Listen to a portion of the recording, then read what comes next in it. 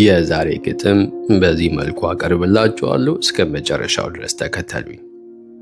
በትንሽ የበር ክር ውሸት ይጀመራል። በልብህ ውስጥ ገብቶ ፍርሃትን ይዘራል።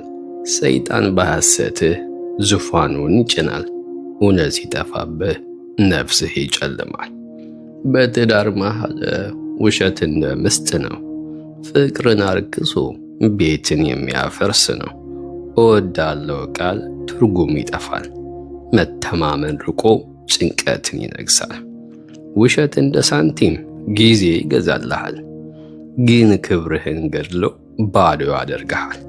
ሰው ዝቅ አድርጎ ተስፋን ይነጥቃል፣ በደስታ ፋንታ መራርነት ይዘራል።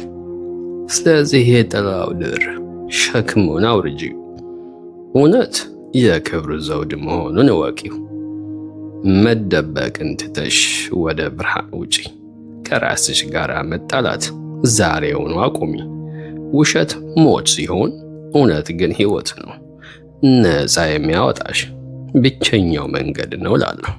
ስለሰማችሁኝ አመሰግናለሁ። ባላችሁበት ሁሉ ሰላማችሁ ይብዛ እላለሁ። መልካም ቀን።